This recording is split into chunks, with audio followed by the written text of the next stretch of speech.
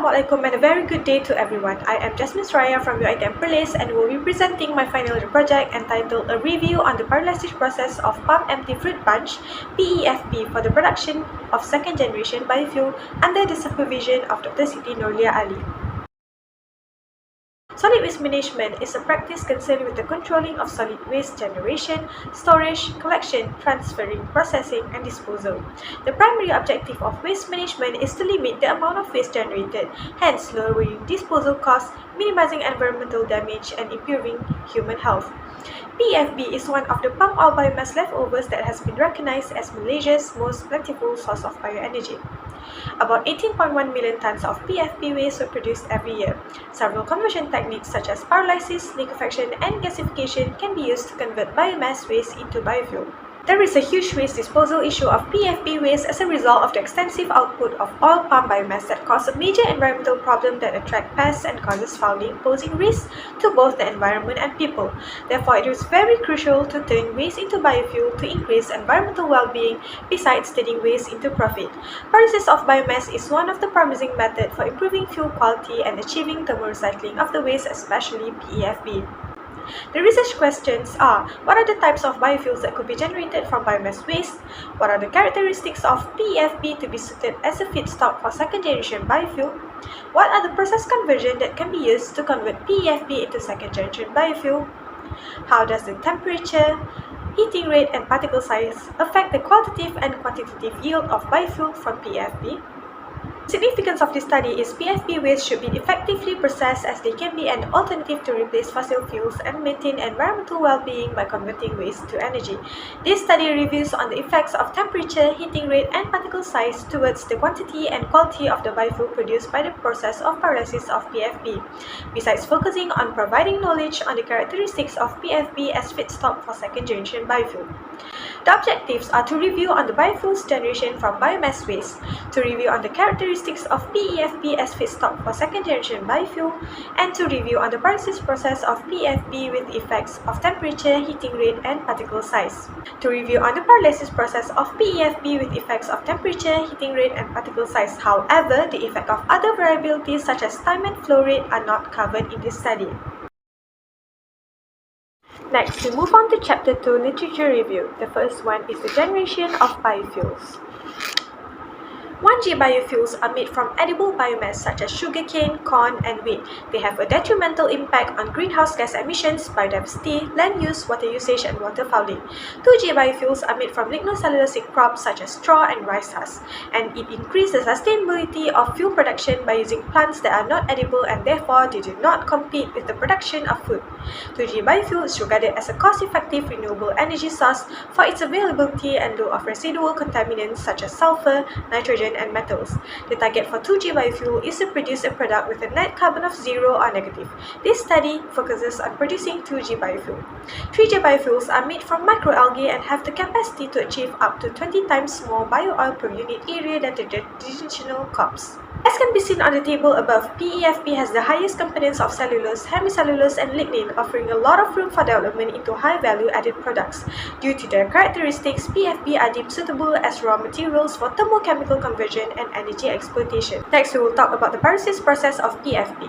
Pyrolysis is a thermochemical process where the biomass is broken down by thermal effect under atmospheric pressure and in the absence of oxygen to prevent significant gasification.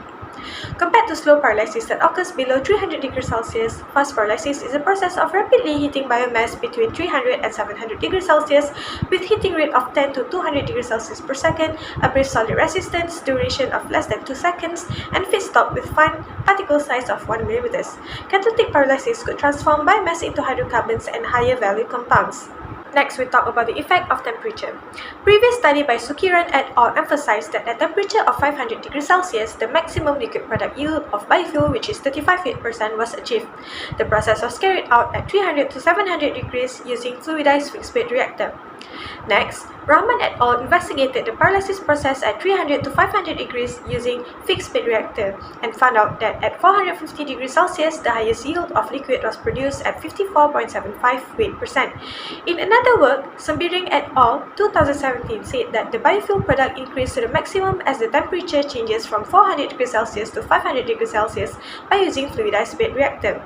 Lastly, Rahayu et al. Investigated the pyrolysis process under 350 to 550 degrees using vertical fixed bed reactor and resulted in an optimal yield of biofuel obtained at 46.6% at 550 degrees Celsius. Based on the overall result, it is observed that the usage of higher pyrolysis temperature led to faster heating rates and faster lignin degradation, hence higher oil production.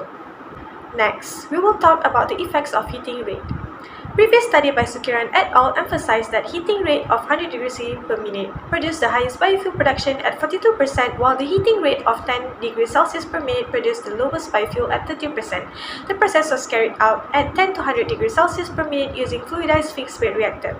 Next, Alias et al. Investigated the pyrolysis process at 50 and 80 degrees Celsius per minute using thermogammetric analyzer and found out that increasing the heating rate to 80 degrees Celsius per minute increases the rate of product yield.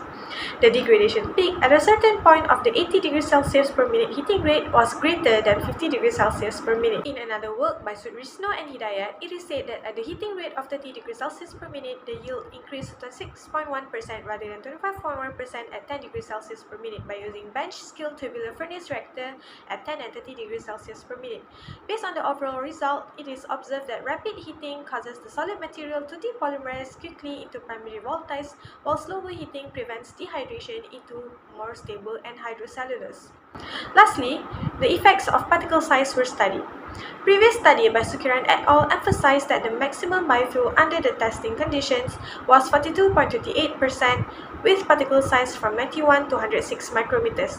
The process was carried using fluidized fixed bed reactor. Next, Ruin Vilayrat et al. Investigated the pyrolysis process using continuous pyrolysis reactor and found out at 1180 micrometers it yields maximum liquid product of 54.8%. Lastly, Azwin et al. Investigated the pyrolysis process using vertical fixed bed reactor and resulted in an optimal production of biofuel at 46.13 weight% at 200 to 500 micrometers. Based on the overall result, it is observed that as the particle size decreases, temperature gradients become more pronounced, leading to an increase in biofuel yield. If the particle size is small enough, uniform heating is possible. Now we move on to the last chapter, which is conclusion and recommendation. The abundance of PEFB has led to significant environmental problems including soil acidification, pest attraction, fouling, and greenhouse gas emissions. Pyrolysis offers an innovative method in order to transform solid biomass into a liquid that may be successfully used to produce heat, power, and chemicals. Based on the previous studies, to obtain high biofuel yield from PEFB, the pyrolysis should be performed at the temperature of 500 to 600 degrees Celsius, heating rate of 80 to 100 degrees Celsius per minute, and small particle size according to the parameter of the experiment. The results also indicate that the FTIR and GCMS spectra showed that the primary chemical components of the biofuels produced contains phenols, alcohols, ketones, aldehydes, oligomers, and carboxylic acids. It is recommended to do further work on other parameters such as the effect of time and flow rate to the product yield should be explored. A review on other thermochemical conversion methods such as liquefaction or gasification should be done to understand other thermal conversions of PEFB. Thank you so much for watching and have a good day.